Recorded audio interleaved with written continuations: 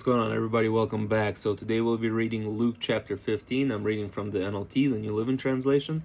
So without further ado, let's go ahead and dive in. Story of the lost sheep. Tax collectors and other notorious sinners often came to listen to Jesus teach. This made the Pharisees and teachers of religious law complain that he was associating with such despicable people, even eating with them. So Jesus used this illustration. If you had 100 sheep and one of them strayed away and was lost in the wilderness, wouldn't you leave the 99 others to go and search for the lost one until you found it?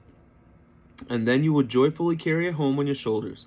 When you arrive, you would call together your friends and neighbors to rejoice with you because your lost sheep was found. In the same way, heaven will be happier over one lost sinner who returns to God than over 99 others who are righteous and haven't strayed away. So this question got brought up to me before. Some people kind of see that as like, well, dang, what about those other 99 sheep? Are they, not good enough? No, it doesn't say that they're not happy, but they're doing what they're meant to do, right? But when one goes astray, it is a celebration when you can bring it back. That one did not get lost. That one did not get killed, right? It's not that the other 99 sheep are any less valuable. The 100% are still as valuable as the one that strayed away, but the joy is in returning that one that strayed away back to the flock. And Jesus is going to be using this whole entire chapter is pretty much 3 different parables that are talking about the same thing. Story of the lost coin. Or suppose a woman has 10 valuable silver coins and loses one. Won't she light a lamp and look in every corner of the house and sweep every nook and cranny until she finds it? And when she finds it, she will call on her friends and neighbors to rejoice with her because she has found her lost coin. In the same way, there is joy in the presence of God's angels when even one sinner repents. And this is the story of the lost son. So to illustrate the point further, Jesus told him this story. A man had 2 sons. The younger son told his father, "I want my share of your estate now, instead of waiting until you die." So his father agreed to divide his wealth between his sons. A few days later, this younger son packed up his belongings and took a trip to a distant land, and there he wasted all his money on wild living. About that time his money ran out, a great famine swept over the land, and he began to starve. He persuaded a local farmer to hire him to feed his pigs. The boy became so hungry that even the pods he was feeding to the pigs looked good to him, but no one gave him anything. When he finally came to his senses, he said to himself, "At home even the hired men have food enough to spare, and here I am dying of hunger. I will go home to my father and say, 'Father, I have sinned against both heaven and you, and I am no longer worthy of being called your son. Please take me on as a hired man.' So he returned home to his father, and while he was still a long distance away, his father saw him coming. Filled with love and compassion, he ran to his son, embraced him, and kissed him." So one of the things that the reason I'm pausing here is talking about who's running to who. So in at that time, if you were an elder, you are not running to anybody. People are running to you out of respect to show their kind of like submission, the humbleness and stuff like that, whatever the proper verbiage would be. But pretty much, if you're an elder, you are not running. Your time is valuable. Everybody's running to you to try to get to you, right? But here we see that the father, who is the elder, he ran to his son as soon as he saw him, filled with love and compassion, right? And people say it all the time too. Like, if you decide to finally turn and go towards Jesus, Jesus is going to run to you, right? To try to meet you in the middle or whatever, trying to get to you faster.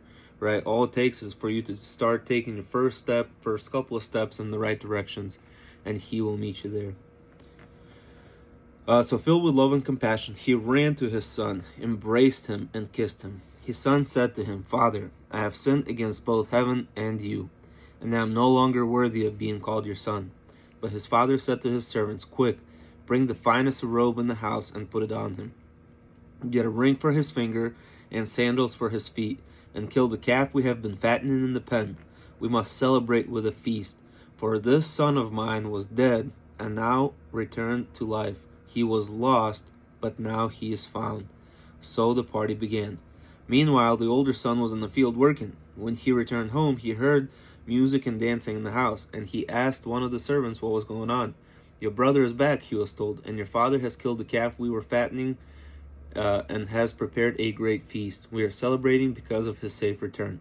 The older brother was angry and wouldn't go in. Very understandable. At this point, this would be very understandable. His father came out and begged him, but he replied, "All these years I've worked hard for you and never once refused to do a single thing you told me to do. And in all that time you never gave me even one young goat for a feast with my friends. Yet when this son of yours comes back, after squandering your money on prostitutes, you celebrate by killing the finest calf we have." This guy's emotions and feelings are 100% valid. I think any reasonable person would feel the same exact way. But let's continue to what his father says. His father said to him, "Look, dear son, you and I are very close, and everything I have is yours." Right? Because the father already divided the estate in half. So the half that the younger brother decided to go squander, the other half already belongs to the older son. They already have a good relationship. They're already tight, and everything that this man has, his oldest son also possesses the rest of it, because the other half is already got wasted. Right? So his father said, "Look, dear son, you and I are very close, and everything I have is yours. We had to celebrate this happy day, for your brother was dead and has come back to life. He was lost, but now he is found." So again, the older brother's reaction is very reasonable. It's very human reaction. But think about it if it was your kids, and I try to put it into perspective about like my kids and stuff. If one of them decides to go and leave the house, and obviously not as a young child, but as an adult or young adult, if he tries to go and leave and he squanders his money and does a bunch of despicable things that I don't agree with or whatever, and then he finally repents and he comes back and he asks, "Dad, I am so sorry, please forgive me, can I please come back?" Of course I'm going to let him back, and I'm going to let him back with open arms, and I'm going to hug him and kiss him. I'm going to run to him, and I'm going to put on a feast for him. Not because I love my other kids any less, but because I'm so happy that this one that was lost has been found and returned. Anyways, guys, that's it for chapter 15. Thank you so much for sticking around. Hopefully you did. Next we'll be reading chapter 16. As always, I love you. God bless you and your families, and take care.